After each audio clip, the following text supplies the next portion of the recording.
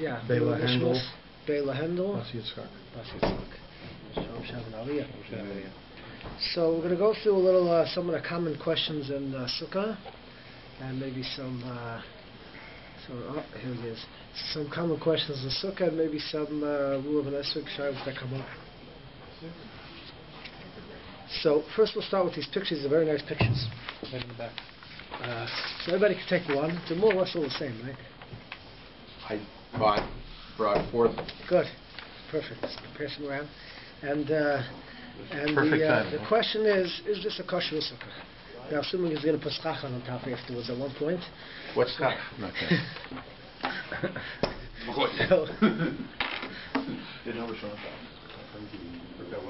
So the question is, would this be good? Now, a sukkah has to have, we all know a sukkah has to have, how many walls? 3. 3, which is 2 and a tefach. Now, l'chatchila we make a sukkah with 4 walls. So l'chatchila, a person should try to make zekon gandeyu, should try to make a sukkah that has all 4 walls. And we'll show how you can make this into 4 walls, but l'chatchila, a person should try to make a 4-wall sukkah. And even if you can't make a 4-wall sukkah, a person should at least try to have 3 full walls. A sukkah with 3 full walls. But to have 2 sukkahs, 2 walls and a tefach, which is kosher, it's complicated how to do it. In many cases, you think you may have a good sukkah and you may not. So therefore, one shouldn't rely on a 2-wall sukkah and a tefach. One should try to get at least 3 full walls. And the chatchila, one should have 4 walls. There's actually interesting concepts in Rosh Hashanah that says there's the kasha that how you allowed to have a 4-wall sukkah, it should be Baal Tosef. Since you only need 2 walls and a tefach and you have 4, you should be over on Baal Tosef. So Tosef answers the question. But the bottom line which is means that what? Baal Tosef, which now means to have, let's say, doing more than you need. More than you need. Right. Like you can have 5 bottom on your tefillin, or to have instead of 4 minim, 5 minim. Right. So. Right. Why is it Zekil on Bayut to the wall? Because it's a bayis has 4 walls. Who lives in a house that has 3 walls, or 2 walls at the top? Nobody lives in that, so it's not. I'm saying in hot places, a lot of times they want to open the third floor to get air. You still don't live in a house that has 2 walls. Even in the hot places, they may have air conditioning, they may have windows open, but you don't live in such a house. So it's property you should have. So for the walls in this sukkah, you actually have 3 walls here. Now, how do you have 3 walls here? So the 2 walls, you need 2 walls that are raven. 2 raven means you need 2 walls, and of your 3-wall sukkah, 2 has to be touching in a corner. That's a raven, like this, and this. That's called a raven. That's 2 walls. And then the shlishis could be a tefach. With no gap, no. There shouldn't be a gap. Now you could have maybe loved in between. There's a question of the Paiskim. We go with loved, but there should be. Yeah, go ahead. Take there should be two walls that are raven. Now the 3rd one, a tefach, should be put 3 tefachim away from the 3rd wall. So you have a 4th wall. Okay, that's the 3rd wall you're talking about now. Yeah, these are 2 walls. Now, when you make the 3rd wall a tefach to have your minimum size sukkah, so you put a little bit of distance from the other one. So with lavud, now you have a 4 tefach wall. 4 tefach wall is roiv of a wall. The wall has to be 7 tefach. I'm confused with that. You're talking about the 3rd wall. Now you're talking about the 4th wall. The 3rd wall. The 3rd wall. The 3rd wall is 2. Right. Now your 3rd wall, you put a tefach here. Right. And that's lavud away from a tefach long. Yeah, and it's lavud away. It's lavud away from the other wall. So we talking about that makes a total 4 tefachim. How much is it? Oh, I see. 3 tefachim is lavud. Drop less than 3. This is tefach and a drop. So you make it 4 tefachim. 4 tefachim is roiv of a wall. The wall is 7 tefachim. 1 second. You can. Yeah. You give me the minimum. So that's 4. This is the minimum. This is the minimum. Now you can make it. Now you should make it longer, but this is the minimum. So technically, what you have here in this sukkah here is you have 2 walls that are raven. You have the back wall by the house, and you have the side wall where the other window is. But that's now the 3rd wall though is a little separated. You see, the 3rd wall is the fence. Now here's the problem with this particular example. It is completely separated. So in other words, these 4 posts. No, we'll get to it. I'm going to say what you have. You have 1 wall, 2 wall, and the 3rd wall is the fence. Okay. The fence here is the 3rd wall. The fence is 10 tefachim high, which we'll discuss later. It's 10 tefachim high, so that's your 3rd wall. So Even though they don't touch. Even though they don't touch, in this case they don't touch, but that could just be like a door in between. It's not such a big break. That could be like a door. And That's going to be covered up where they don't touch, by the way. It's going to be immovable. You're going to make a wall. Yeah, he had to knock it all down. So He's going to build a wall. So between here and here, he's going to be rebuilding the wall that had All the way to disintegrated. the house? And here... Hold on, all the way to the house? From the fence to the house? No. Okay. From here to here, What about from here to here? and from here to here is going to be a door. A door. Okay. So technically, the best thing is if it's somehow attached. But you could have a space for a door, and that could be a wall because this is a complete wall. So then you have 3 walls. So technically, that would be a good sukkah. Depends on the stuff if it covers the third, doesn't it? Now you have another problem here. That's His wall on the side of the house doesn't go till the end of the sukkah. The sukkah continues, right? The schach is going to continue. So you have here, for example, you have 2 walls. Let's say you have a third wall here, but over here you don't have a wall, and you want your sukkah to go out past where the wall is. right. Okay? So technically, if this wall goes all the way, the fence side wall is going all the way, so you have a third wall. You have a third wall going all the way. So this part is also kosher as a sukkah, as a din of psala yotzim min sukkah. Mor says that's kosher. In other words, if this wall extends all the way, and then you cover the schach to here, and you have a wall here, it just doesn't extend all the way. Does the schach will cover over? The schach, if you put the schach all the way to the end, on top of your pagola over here, To get over to To this wall. to this side. To right. this wall here. He's talking about over here, that goes This past wall. the See house the wall. space? This goes past the house. Sit over here. Right. So since With the space one over side goes all the way and the other side goes halfway and you cover schach fully, so it's kosher because you have a din of psal hayotzim min sukkah, Which means what? which means that the schach extends past the sukkah. Since you have one wall going all the way, we view the whole thing that is considered part of your sukkah. So make your adin, that would be a kosher sukkah if you have this side going all the way. This side is not going all the way, but that would be okay. Now, really, this should be made into a door, which would have a tzuras HaPesach. Which one? You're making a door here. Yeah, this gate was broken. It's going to be replaced. Oh, you're gonna have a gate, so that'll be kosher anyways. You have a sukkah. Okay. For our benefit, where's the gate going? The gate is going to be right over here. Right in here. This is a solid piece of wood. Oh, okay. This was the gate. Yeah, that'll be close. So then you'll have a 3-wall sukkah, which doesn't extend all the way on one wall. But if you cover the schach, technically it's kosher. So this is going to be long enough to create a wall. It's going to be more than 4 feet, right? Where are you? But it's a piece of wall here, right? Yeah, the house. The house, but it doesn't go all the way. It stops. It's more than 4 feet. It's more than 4 tvachim. Yeah. It's 7 tvachim. It's a complete wall. So that's kosher with sukkah, as is B'asher Usham. It's a kosher with sukkah. I told Ron that l'chatchila he should make a wall around the other 2 sides, even the gap to extend it fully. You mean like in here? And here So and over here, Yeah. to extend it to this way, you have a l'chatchila person should try to make a 4-wall sukkah. But So technically, the sukkah is kosher Right. even if you don't have it. My nafkamina, there's nafkaminas we'll see soon. So this edge. Yeah. What do I want to tell you? I would have to, in an angular way, connect the 2. Does that matter? We'll talk. We'll get to. Okay. So technically, the sukkah is kosher as is.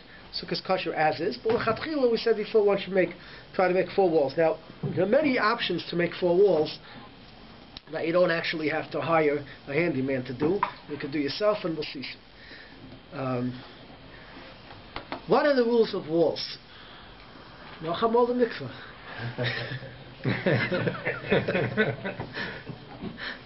Right, come to the shir. So what consists of a wall? A wall has to be 10 tvachim high. 10 tvachim high is 40 inches. We go l'chumrah, so it's 40 inches. Should be 40 inches high. Any wall you make should be at least 40 inches high. Now, l'chatchila, we don't rely on making a wall out of lavud. Now, what I mean by lavud, if you ever got one of these canvas sukkahs, right? So sometimes they sell along with it straps. You ever see the straps that go with them? Yeah. Because there's a Like horizontal all the way. right, All three all the way right. around. Yeah, so, Create so, walls. so it helps two reasons. First of all, it helps that it shouldn't shake so much, because shaking could be an issue with the sukkah. And two, in case you don't want to rely on your canvas because it shakes, you create a lovud. How do you create a lovud? What is a lovud? Lovud means like this. Lovud means you connect the dots, so to say. So if you have a string going from this pole, okay, you have a pole here and a pole here, and you tie a string going from one side to the other. If you tie it within 3 tvachim from the ground, okay, so it's considered connected to the ground. 3 tvachim, within 3 tvachim is always considered connected. So if you connect with 3 tvachim from the ground, then you tie another string a little less than 3 tvachim higher than that. So now you have 6 tvachim. Then you tie another string a little less than 3 tvachim higher than that. Now you have 9 tvachim. You need 10. So you got to have another string. So you're going to have 4 strings. 4 strings you're going to have, unless the strings are thick. If they, let's say, an inch thick, so then all you need is 3 strings, because together with the strings you have 10 tvachim. You got to have 10 tvachim. And what's the distance between them? The distance between them should be less than 9 inches. Because a tefach is machlokes whether it's 3 inches or 4 inches. So if the minimal share of a tefach is 3 inches, the maximum share of a tefach is 4 inches. So we go l'chumra both ways, we'll see. So if a person's making a lavud, it should be less than 9 inches apart, because a tefach is 3 inches, so 3 tvachim is 9 inches. You don't want to have a gap of 9 inches. It should be less than 9 inches. It should be 8 inches apart. Now, if each thing is an inch, you're going to need 4 probably. If it's 2 inches thick, the strap, then maybe you could get away with 3. But they should be single So- string. So you can make strings. So then you have to have 4 strings. So you can make yourself a see-through sucker just with putting the strings around? Oh, so could you make a sukkah just putting the strings around? So this is a big shaila in the Paiskim, whether you can make a sukkah based on loved.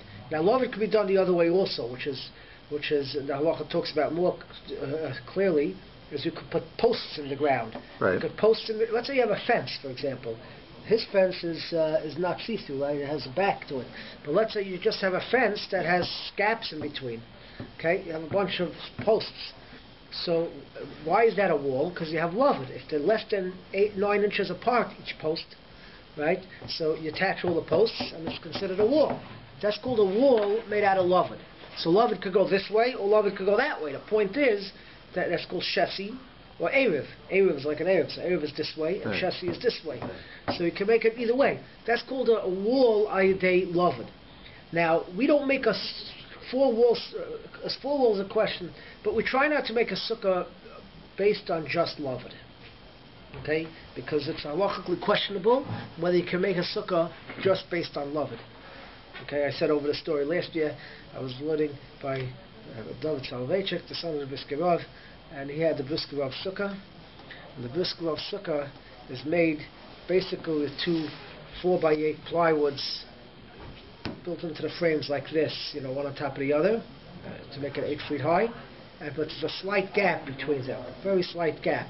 And it goes around the whole sukkah like that. Why that it was built like that, I have no idea, but that's how it is. So, and he hangs up on the wall sheets, bed sheets. He hangs up sheets. So Just make it look nice, I guess. So one guy, we would never have a chutzpah there. You have to know Rav David Soloveitchik. You wouldn't step out of line in front of his presence. He's a brisker. It's a real thing. You don't say the wrong thing. I tried to talk to him the first year I was there. He threw me out of the house. You got to be there a year before you could talk to him. So you have to have a appreciation of who he is.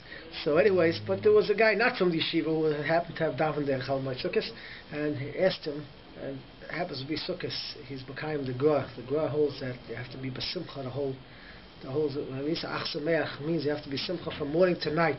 B'simcha the whole day Sukkos. So he's in the best of moods. You can whatever you want to ask him, ask it on Sukkos. So it happens to be this guy asks him, why you hang up sheets in your Sukkah?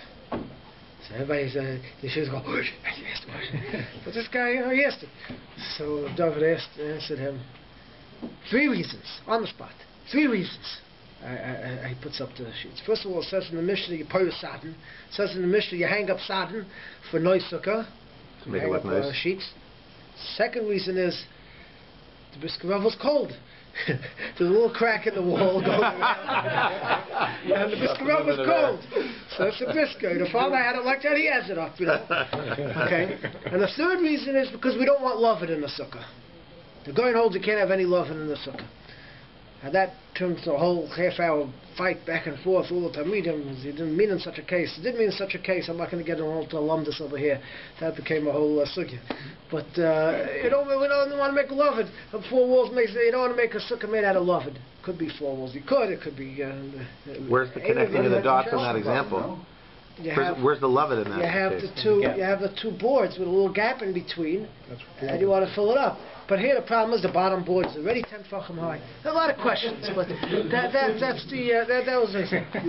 But al kaponim, you don't want to make a sukkah based on just lovin.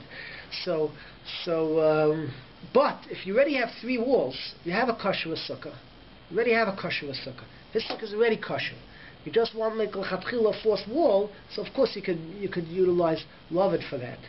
So if you could just tie strings from post to post to post, and he has his 4th wall, if he likes to look up strings on sukkahs. Apparently his wife doesn't. My boss doesn't. So what I think we're going to do is we're going to frame lattice. A lattice. And then we'll screw it in and then take it away. I do have a question later about where would I put a door and would that somehow interfere with these walls? So we'll take care of that. But technically you could get by with that, or you could use a canvas, which may, even though it may blow around, but it's machlokes Mishabur and Chazon Ish if it's kosher or not. Mishabur holds if it shakes it's not kosher. The Chazon Ish holds that if it's tied down on top and bottom it is kosher. Chazon Ish holds. Even if it goes more than 3 tvachim, Chazon Ish holds kosher. Mishabur pashtas and mashmas is no good. Even if it's less than 3 tvachim, it's got some shaila. What? He doesn't give a shear. Because the Mishabur is very not clear. The others give a share of 3 tvachim. So if one puts a canvas there, you already have 2 walls on the tefach, so it's just a question of being mashlim. So then one could do it. By the way, but this eighth that they put the straps around, so that's brought down in the Sharetzion, that if you want to use the canvas and you put straps with lovin, then for sure you could use that. You have the lovin and the straps, that you could do it. 2 questions, because I didn't hop. So we have a canvas sukkah, right? So do I need lovin if I have all 4 walls? So one should try to make, you could put it on your porch, or you put it on the front, where you put it? It's on my deck in the back. It's on your deck, so you have walls around your deck, right? Doesn't reach. No. There's no walls on your deck, it's an open deck. Well, it's usually away from the, otherwise you can't, it's not practical. It's not near the house either. It's like a freestanding sukkah. It's freestanding. It's not on the by the house either. It's like a couple of feet away from the house. So it could be you could use the house wall as one of the walls. We'll get to that. Could be you could use the house walls as one of the walls. We'll come to that in a moment. And you should try to get at least 3 walls or 2.5 walls as with the lovins, which is not so difficult. You just put a string from the post to post. On the inside or the outside? It doesn't matter. It doesn't matter where you put it. There's no where you put it. As long as it's 3 tvachim off the ground. Yeah. 3. 3. What about the railings? No, but you just said what? Do I need 3? You want to build 10 tvachim wall, up to 40 inches. Draw your diagram. What if you have railings on the deck all around? Railings, it's good. Yeah. So I just want to say one thing with the railing and the lovud. There is a shita that holds, and one could be samech on this for the deck, that if you want to use the walls of your deck as a sukkah, as walls, even though it has posts and it's lovud, but it also has a top railing that goes around. Right. So technically, according to many, just like if you have a lattice, so the fact they have holes doesn't bother me because it's called shesi ve'erev. You're going both ways. You have this way and you have that way. That makes it kosher. So if one wants to be saimach on the deck, and you have a fence, but also has a railing on top, so you have going that way too. So one could be saimach on that you have a wall. If one wants, what they should do is just take a small 7 tefach board. 7 tvachim is how many inches? Is 30 inches, let's say 35 inches. One should take a board and just put it at the corner both ways. So you have 2 darevan. That'll make a kosher l'chatchila. So in other words, just at the corner of your deck, take 2 small boards and put them on the corner of the deck like that. They should be There should be 7 tvachim. 7 I just put it tvachim. on the outside of the sukkah, like on the corner. The corners, yeah, the On the corner. outside. Yeah. Right? Oh, because now one. Because you have the loved on the rest. Now you can for sure have shlishas afilu tefach. There you can have. You just see 2 raven. You make 2 strings both ways then? Yeah. And you would also. Yeah, there's also. But you should have at the corner. You should have 2 boards to make two raven, two boards that are proper walls at the corner. You could do that also. You could do that also. Instead, you could just put on the corner. You could put 2 boards. Okay. Now, there's another thing I want to mention with this pergola over here. What's it called? A pergola? Yeah. That's good. To mention pergola. If you look at the top of the pergola here, so I had mentioned this to Ron also, that l'chatchila, I'm not saying it's not good the other way, but it's a shaila like this. These boards that are on top that are staying there all year. They're metal in it. What? They're metal. They're not metal. You mean the they're nails? they're They wood. have nails inside. So Okay, that's maimed, but the boards itself are not kosher either because they're there all year and they're made to be permanent structures there all year. And they're made to give some sort of shade, and they're made to be there all year. So something that's made to be built as a permanent structure all year is not kosher for sukkah. So these boards that are going across the top are not kosher for schach. Right. So, which is fine because you're putting in more schach in between, so you have roiv schach, which is kosher, right? So that's okay. The only thing is that you're not putting the schach in between. You're lying a mat on top usually. Right. So according to the Bach holds, and other places can hold, that again this concept of loved comes to haunt us over here, because if you have boards that are within 3 tvachim from each other, it connects to be a ceiling, and then you can't put anything on top of it. Now this is a chumrah. Me'ikar adin, we hold it kosher. So if you go to somebody's sukkah and he has a pergola and he puts a thing on top, you can sit and eat in there. But if you're making it l'chatchila one should be machmer on this shita, and when he builds it, you should make sure that these boards are more than 3 tvachim apart. How much is a tefach? We said 3 to 4 inches. So l'chatchila, we go l'chumrah, it should be 4 inches, which means it should be 12 inches apart. That means there should be a space of 12 inches between the boards. But if you put bamboo pools or 1x2s in between, That's better. then he'd be fine with it. Then he'd be fine, because you don't connect it, because you have Right, schach right. kosher in between. You know what I mean? Or just put them Only if between you them. lie it Instead on of putting a top. mat on top, Right. you put It's cannot be 1x2s too or wide, bamboo right? poles Right. Those resting circular on here, cannot and be you too fill in wide. between. The poles Well, that's a very cannot be interesting too idea. wide. You'd be okay. I already got some. Yeah, it's never going to be too wide. To It be cannot too be more wide, than 3 tvachim each, right? 4 tvach. It's usually not going to be 4 tvach. That's quite wide. It's 12 inches. It's a foot. It has to be a foot wide. That's quite wide. Usually won't have that. So usually that's not a concern. Yeah. Yeah. So when a guy has a pergola and he wants to make it on top, so either like you're saying, you put the schach in between. If you put the schach in between, it breaks it up. Or l'chatchila, one should make that the boards going across the top should be more than 12 inches apart from each other. Usually they make it less. They make it about 10 and a half, 11 inches apart. Which, according to some shitas, is far enough apart. If you go with the 3-inch tefach, so it's more than 9. But these are deraises here. So with machmer, it should be 12 inches apart, and then l'chatchila you could use it, just put the mat on top and you're good. But the Evid, I said, you go to someone's house and he has it, you're allowed to eat there, because this is only the Bach Shita and some others, and many Shitas hold there's no concern of love of l'chumra over here, and you don't have a concern. Now there's one other issue in the sukkah I want to get to here, before we move to other things. You would put these up just for sukkahs, even though it's schach pasul, it wouldn't. That's better. If you put it up just for sukkah, so it's not schach pasul, it's really schach kosher, these boards. This is wood. It's really schach kosher. It's just, so if you're putting it up for sukkahs alone, that's not going to be a problem. But if you're putting it up, but you're building a sukkah and you have cross beams to hold up the schach, that's not a problem. But this is here all year. It's made to be there all year, give some sort of shade. It does something. So, what? Yeah. So it doesn't have to be l'shem sukkah, but it's a permanent thing. It's a permanent thing.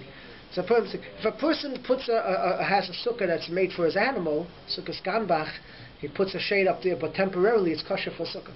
But something that's there permanently for all year, that's a problem. So these boards are not kosher for schach, so therefore one should you have to put schach on top of it. Right.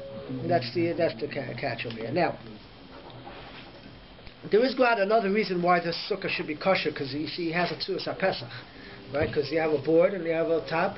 Like for an Erev, this would be kosher, right? You have a tzuras HaPesach on top.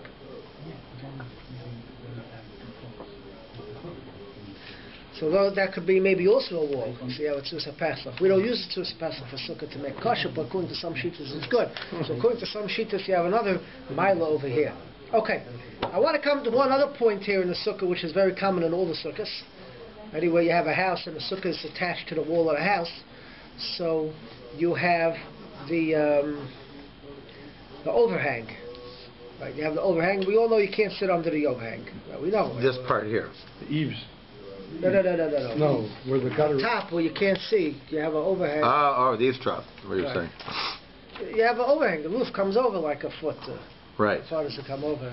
How far does the roof come over? I don't know, half a foot. Not a foot.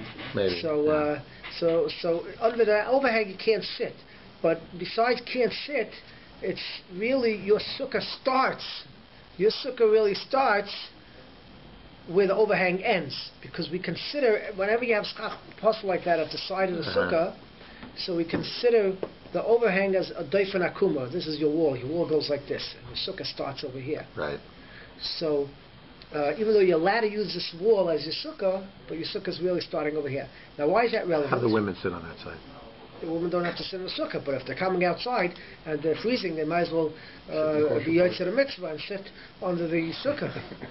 So now, when you build your sukkah underneath, many times you build your sukkah to the wall, right? Now, that's the proper way to do it. You could technically start your sukkah over here, right? Because your sukkah is only starting here, so you can really start your schach over here. You don't have to fill this up with schach.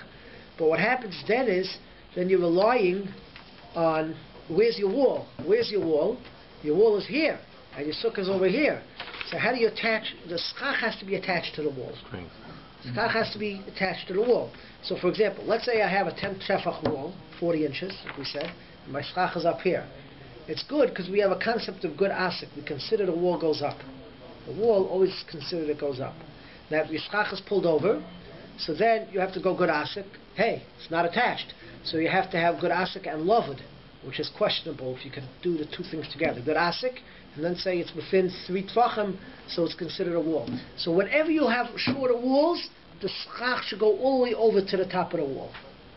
Okay, if you have a complete wall, so as long as it's within 3 tvachim, 9 inches from the wall, you're okay. But if it's not a complete wall, it ends over here. You know, I have my deck and I'm putting the schach on top. You should try to make sure that the schach should go until the wall. So when you pull up the wall, your imaginary wall goes up, it hits the schach. Okay, it's important that you person to do that. Now, if you have 3 other walls, you don't need this wall, really, so it's not such a concern. But if you don't have 3 other walls and you're using these walls, it should go up. Now, the same thing is over here with your doifen akuma, where you have your overhang, and you're making a schach over here. So how's the schach attached to the wall? So we do a triple umdus over here. We do good asik. We do doifen akuma, that's my wall, and then we pull it down. We make an imaginary pull it down until the schach. So that works. That works. You pull it down until the schach. But if the schach is pulled over a little bit, then you have a question where you have to do 3 things. Doifen akuma, it's one halach l'moshe Sinai. Imaginary pull down, that's the second halach l'moshe Sinai.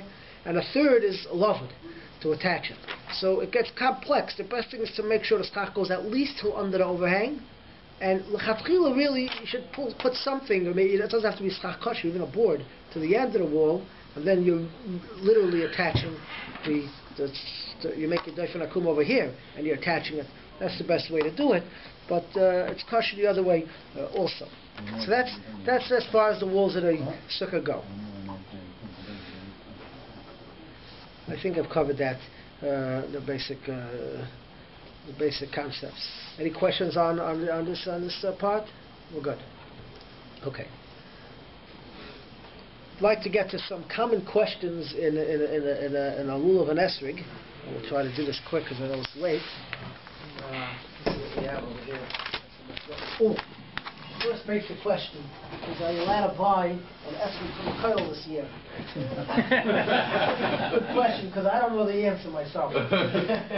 Okay, And this is why, because not all Esrogim, but many Esrogim we got comes from an Oitzer Bezdin. Now these are Israeli Esrogim.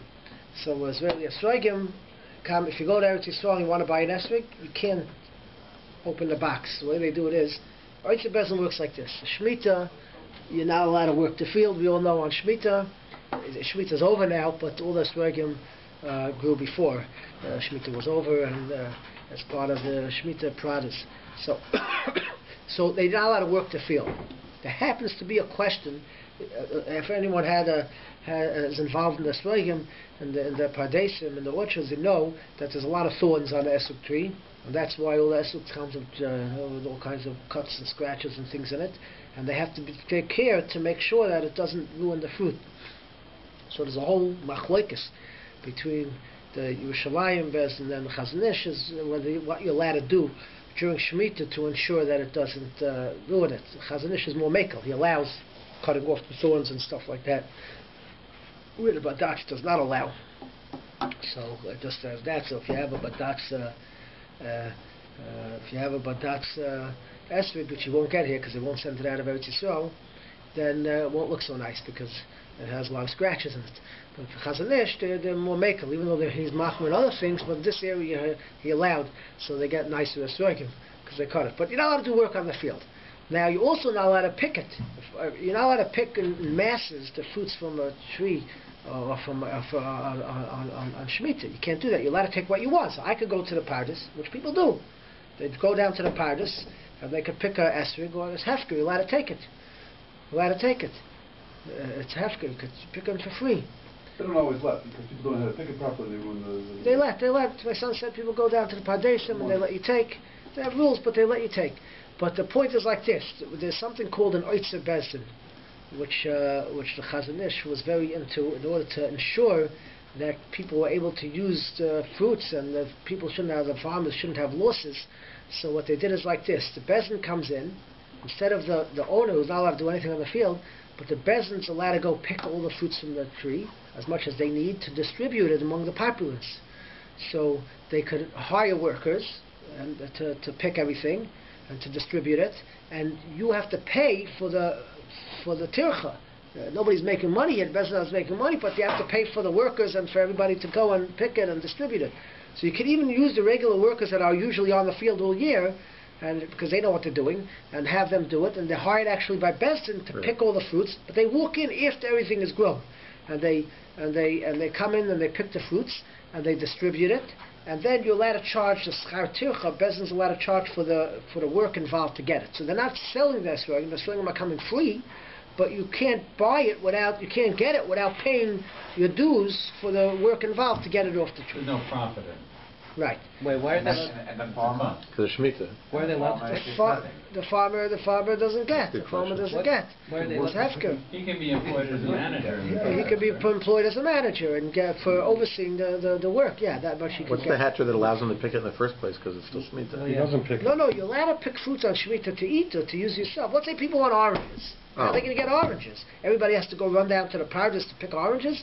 So Bezdin goes in and they hire workers. They empty out the field and they distribute it. So they're like your stores. shaliach. They're basically like your shaliach. Yeah, and they distribute it through the stores, but you have to pay the money for the tircha. You don't buy the fruits, you pay for the tircha. That's called Oitzer Bezdin. That's the concept of an Oitzer Bezdin. So if you're getting an Esrog Oitzer Bezdin, you're not paying for the Esrog. You're paying for the work involved to get it. So if you go to Eretz Yisrael, so because of that, they don't like that you open up the Esrog and see what's in here and say, oh, this is such a nice Esrog, I'll pay this amount for it. Oh, it's not so nice, I'm only going to pay this amount. So what they do is they keep the boxes closed and sealed, and all the Esrogim, they're sorted beforehand. So there's like 3 or 4 sugim, different levels, A, B, C, D, Al, Pei, Gimel, Dalet. And this sug is 60 shekel, that sug is 80 shekel. And very cheap. And you pay, they're all the same price. And you're paying, because you're not paying for the fruit, you're paying for the tircha involved. Well, why would you ever pay a difference in price? A bigger one is not more expensive. Because they have to recover their losses. They have to recover the tircha. So obviously it's the same cost. It's the same Either cost. A big one or a small one. It's the same cost to pick a big or a small one. But in order to recover the losses, they could sort it out, because you're not going to get for a lemon to say something which nobody could use on Sukkot. You're not going to get. Nobody's going to want it. right? So in order to cover the loss, they can make different levels. For one for 50 shekel and a kosher one for 50 shekel. They can't sell a puzzle. Right. Right. So therefore, they can't cover the losses. So therefore, they can make a few sugim in order to cover the tircha. Cover the loss. So we're not allowed to open these when we pick them? Oh, so in Eretz Yisrael, if you get a Oitze Bezdin, you won't get an open one. They come in a box, and you get it. What happens is, that's what Oitze Bezdin is. You're paying for the work, and you're getting the esrog for free. Okay, I just want to finish what's going on here. So what happens is that there was another shiloh. Are you the Mishnah says you're not allowed to send Shemitta food outside Eretz Yisrael. Says the Mishnah. How are we going to reconcile that one? Outside that. So there's a lot of chuvas to Advaz and others that allow, because Klal Yisrael needs a sweigin for the mitzvah, and therefore there's a lot of chuvas that allow them to send out with tzorich mitzvah. They're allowed to send it out, and that's what they rely on. Not everybody does it, but many poskim rely on this, and that's a lot of chuvas, and therefore they send out with tzorich the mitzvah. You're allowed to send out of Eretz Yisrael. So what happens is they send it out, but now what really should be done is they send out chutz la'aretz, and the same thing. You get the sukkah and you pay for the box. Now there's a lot of middlemen in between, and each one has to get his schar tircha. So the price goes up and up and up and up, and it actually cost us more this year to get an esrog than it cost us in previous years. At least 50% more. Why? That's it. If a guy's making a business, so you construct your business in a certain way where you cover your losses with other gains. So you'll sell a beautiful esrog for $200, and you could sell the other esrog for cheaper. But if you're doing Oitze Bezdin, so what happens is you have to make a certain profit on each esrog in order to make it worth it for you to do all the distributing and the shipping and this and that. So what happens is it actually hiked up the price. And if you saw, you get it very cheap. In chutz la'aretz, it's expensive. It's more expensive to get an esrog than it is. But there's the same number of middlemen on the Shemitah year. I don't understand that either. I don't understand it either. That's how it works. That's how it works, because it doesn't even out. If you're doing a business, so you could be smart about it. I could sell this thing for more. You get a gvir that doesn't care how much he is going to spend for an esrog, and he'll give you $500 and you give him nice stuff. So you make your money not on the cheap esrog, and you make your money on big ones. But at Oitze Bezdin, you really can't do that. So it sort of hikes up the price for especially the lower end esrog.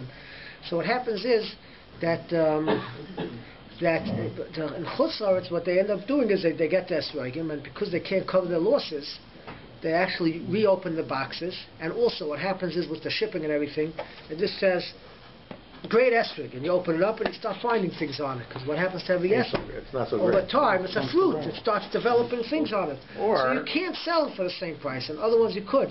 So you have to resort it out, and they're open. So we try to make levels. There's still levels with a set price, but it's still an Oitze Bezdin. But you're not paying for the esrog. You're paying for our cost and our work involved.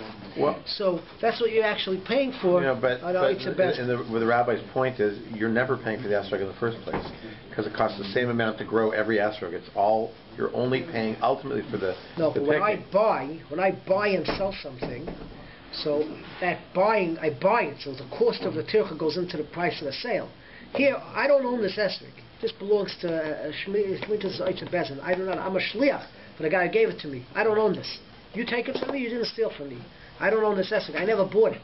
I'm just getting tircha. I schlepped it here, and I'm looking over it to make sure it's kosher. It's time is money, so you got to pay me for my effort. The small one is no more expensive than to cover the big one. But I'm not going to cover the losses. If I just charge everybody for a small one, I'm not going to get it. I'm not going to be able to bring in any esrogim, because it's not going to be worth it for me. You wouldn't charge everybody. That's the point. Let's say you got 100 esrogim, right? And you have 10 that are It doesn't make sense. If I charge for all this esrogim $100, let's say, okay, even out the price, $100 for every single esrog. Right. Nobody's going to buy an esrog. He's going to take a box for $100, going to open it up, and it's a $50 esrog. Next, you're going to take another one. It's going to be a deterrent. You have to have prices that people could do it. So you got to have a few levels. It's just the way it is. Yeah, I guess that the issue is that you don't need to distribute the tirha evenly between all the trucking. You can put more tirha, charge more for the tirha here and less for You're the saying You could do that, you're saying the buyers won't accept the idea of Shemitah. Really, that's what you're saying.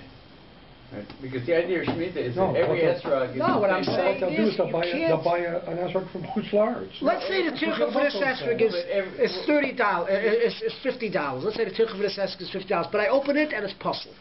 So now what happens? I have to recover that tircha on the next esrog. Let's say a third of them are puzzled, right? So the other 2/3 have to go up. Have to cover the cost of those third, right. So the same thing is with different levels. There are some that are kosher b'diavad. Weak ones and... It's the same thing with puzzle as one that's kosher b'diavad. You have to cover the loss. No, it's not. It's the same thing. A puzzle has no value. And a loss one has less value. It's the same thing. You give a guy the evidence, you buy another one. In one. a Shemitah year, the difference in value is the difference in profit. Is what we do. It's the tircha. You have to recover the law. You have to recover. You know, for me, if I'm buying a closed box because of a Shemitah year, right? I know that it's kind of roulette. Right? Yeah, but you're only gonna spend a certain amount for that. If you know your chances of getting a beautiful esrog, you spend more. If you know your chances of getting a not such a nice esrog, you spend less. That's the way it is. Okay, that's how it's done. So Akoponim, there's another aspect here, which is that there's being that this questionable certain of the laws of the Oitzer Bezdin. Some people agree, some people disagree, and there's other questions. So there's another heter out there, which is that you sell it b'havla, which means you really buy the lulav, you don't buy the esrog, and you include the price of the esrog into the price of the lulav. It's like swallowed up into the price of the lulav. Doesn't matter where it comes from, but I'm selling a lulav and an esrog, so I'm selling you a lulav and I'm charging you for the lulav the price of the esrog. You can't eat the lulav. So I gain two things about this. The first thing you gain is clear. The first thing you gain is that if you buy Peiros Shemitah, if you go to Sobeys and they're selling the Shemitah fruit, the money gets the Kedusha Shemitah on it. So if let's say I buy a pomegranate from Eretz Yisrael that has Kedusha Shemitah on it, so then, if it costs $5, I give $5 to Sobeys. That $5 has Kedusha Shemitah. You're not allowed to give those $5 to Sobeys because that has Kedusha Shemitah. They're not going to use it. They're not going to buy fruit and eat it with Kedusha with it. So you're not allowed to give money which is going to transfer the Kedusha to an Amaretz. In other words, if you go to Eretz and you buy Shemitah fruit, which sometimes you're allowed to, I have a fruit I could buy from someone that has, but that money gets Kedusha Shemitah. So there are ways to get around the issue. So one of the ways to get around the issue is that I'm not paying for the esrog, I'm paying for the lulav. I'm paying for the something else, but I've lost. So the money, the kedusha doesn't transfer from the esrog onto the thing. That's one thing you gain. And the other thing you gain, which is a big machlokes rishonim, is does it take off the issue of doing business? You're not allowed to do business with a esrog of Shemitah. You can't do business, like we said, just a shliach of Oitzer Bezdin. You can't buy and sell it. You're not allowed to buy and sell. So what happens is that you can't buy and sell it, but in case someone is buying and selling it, there are some rishonim that are matir it. If you're not buying and selling the esrog alone, it's sort of nichlal in the lulav, and you're really buying and selling the lulav, and the esrog's going along with it. Therefore, all sales, when you deal with Shemitah esrogim, are only sets. You're not going to buy an esrog alone. It's only with a set. This way, you covered two angles. First of all, is Oitzer Bezdin, and second of all, just in case whatever legal problems there are, you're buying the lulav, and the esrog is included in the lulav. That's how it goes about buying a Shemitah esrog. The price has to be set based on the lulav? You could, if you have a beautiful lulav, you could hike the price on the lulav, but it's fair to say it's a nicer esrog, so I'm hiking up the price of the lulav. That you can't do. So you have to have sugim, like we said. This is the sugim with the tircha. Yeah. Now, what do you do with the esrog? What do you do with the esrog? It's a Shemitah esrog. What do you do with it? If you eat it, you could eat it, but kedusha shviyas, you have to make sure to eat every part, not to leave over. What's the definition of every part? You don't have to eat the peel. The peel you don't have to eat. Just the fruit. You should let it rot. They make jam. You can make jam, but you have to eat all the jam. You can't leave it over. What? You can leave it over to rot by itself, but you can't throw it out. Not allowed to throw it out. What? Eat it before shots of beer, no? No, so most of these things don't really have a shas of beer because there's already hefker. They took care of the beer problem. So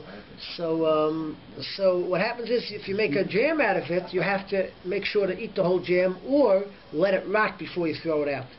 So maybe a green bin is like letting it rot. I don't know, but you should put it in a bag. If you're not going to use the esrog, just put it aside like most people do anyways till it gets nice and hard and it's not usable, and then you could wrap it in.